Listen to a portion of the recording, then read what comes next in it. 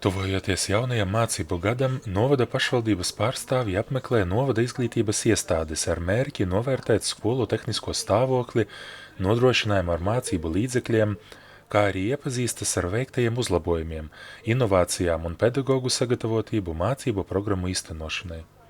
Šogad īpašu uzmanību pievērsa pārējai 1., 4. un 7. klasēs uz latviešu valodas mācību programmu.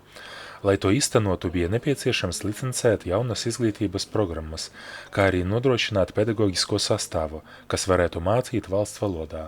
Skolu uzstādījums un mūsu arī, lai šajās klasēs strādātu skolotāji, kur ir valodas nesēji, kur ir labi pārvalda latviešu valodu, lai bērniem tiktu ielikti ļoti labi pamati. Un skolas pie tā ir piedomājušas. 1. klasēs mēs tā pavērojām, ka ļoti daudz ir skolotāju latviešu tieši iesaistīti 1. klasē. Tāpat arī tie skolotāji 4. klasē, kur ir labi pārvalda latviešu valodu. Kopumā varu pateikt to, ka esmu lepns, ka pašvaldība ir ieguldījusi līdzekļus šo skolu tīkla sakārtošanai un šo skolu tīklu uzturu.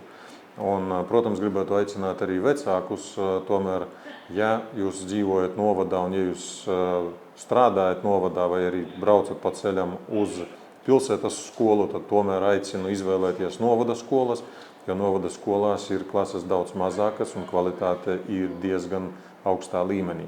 Šajā mācību gadā novadā darbojas 19 izglītības iestādes, kuru tīklā izmaiņu nav, izņemot Vaboles vidusskolu, kas ar 1. septembri kļūs par pamatskolu. Paskatoties uz to, ka šobrīd Vaboles pamatskola ir pienākuši 17 audzēkņi klāt, un tas, ka tomēr varbūt Augšdaugavas novads šobrīd pacīnīsies tiešām ar izglītības kvalitāti, tad varētu būt tā, ka arī kāda no skolām, kas ir 9-gadīgā, pēkšņi pēc 4-5 gadiem izpildīs kritēriju un atgriezīsies vidusskolas statusā. Tas arī nav izslēdzams.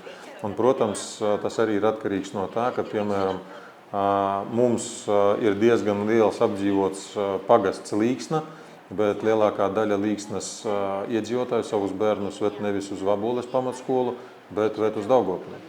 Un tādā veidā mēs arī paši iznīcinām savu skolu tīklu. Ja salīdzinā ar pagājušo gadu, ir mazliet skaits samazinājies skolēnu kopējais skaits. Tie ir uz šodien dienu, ja? 1739 izglītojamie, no kuriem priecē tas, ka 1. klasē ir 166, kas ir par 9 bērniem vairāk nekā bija iepriekšējā mācību gadā, jo tomēr 1. klase tā ir mūsu nākotne. Lielākā novada skola ir Ilūgstes Raņa vidusskola ar 410 izglītojamajiem. Tai seko Špogi vidusskola ar 242 jauniešiem, bet no pamatskolām lielākā ir Lāču pamatskola, kurā mācīsies 144 skolēni, un Bikernieku pamatskola ar 125 izglītojamajiem. Lielākais bērnu pieaugums ir vērojams Bikernieku pamatskolā, plus 40 audzēkņi. Pirmsskolas izglītības posmā izglītības iestādes šogad apmeklēs kopumā 626 bērni, kas ir par 22 mazāk nekā pagājušajā gadā. Pēc Janetas Zarakovskas teiktā, novadā ir bijusi viena skolotāja, kurai nācās atstāt darbu nepietiekumu valsts valodas zināšanu dēļ, bet kopumā skolās vakanto vietu uz pilnu likmi nav. Atsevišķās skolās ir brīvas stundas, kuras varētu iedot skolotājiem, kurš varētu realizēt konkrēto mācību priekšmetu. Piemēram, Špogi vidusskolā meklē fizikas skolotāju uz nepilnu likmi. 4 Augšdaugavas novada skolās šogad sāksies valsts aizsardzības mācības priekšmeta apgūšana. Iepriekš šo priekšmetu jau bija uzsākušas 2 izglītības iestādes – Ilūgstes Raņa vidusskola un Sventes vidusskola. Šogad tām pievienojās Salienas un Špogi vidusskola. Valsts aizsardzības mācība tiek plānota kā obligātais kurs, pagaidām tas nav kā obligātais, tāpēc viena vidusskola nav paņēmusi, 4 ir paņēmušas šo priekšmetu mācīt. To visu izšķir kadri, kā jau jebkurā priekšmetā, un ja ir tik ļoti labs kadrs, kāds mums strādā Ilūgstes Raņa vidusskolā un Sventes vidusskolā, tad es domāju, bērni tieksies uz šo mācību priekšmetu, labprāt apmeklēs, labprāt mācīsies šos priekšmetu, un tam būs ļoti liela piekrišana. Augšdaugavas novadā vēl turpinās iepirkumi par skolēnu ēdināšanu, bet vairāki līgumi jau ir noslēgti. Piegādātāji visticamāk paliks tie paši, kas bija pagājušajā gadā. Mazajiem skolēniem pieaugs maksa par pusdienām līdz 3,09 eiro dienā. Pusi no šīs summas sedz valsts, bet otru pusi pašvaldība. Ļoti ceram saglabāt iepriekšējā gadā tikpat tādu pašu summu, kāda bija iepriekšējā gadā. Eiro 10 sedza no pašvaldības, pārējo piemaksāja vecāki. Skolēnu pārvadājumi ir viens no smagākajiem jautājumiem, jo tas skar gan pašu transportu, gan loģistiku, gan daudz ko citu, taču pārvadājumi tiks nodrošināti. Augšdaugavas novads ļoti aktīvi strādā pie jaunu autobusu iegādes.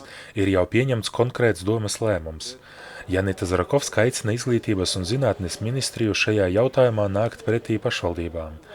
Ja IZM lemj par konkrēto skolu likvidēšanu, pašvaldība no ministrijas puses labprāt sagaidītu kādu jaunu autobusu, ar kuru pārvadāt skolēnus uz daudz tālāku mācību iestādi.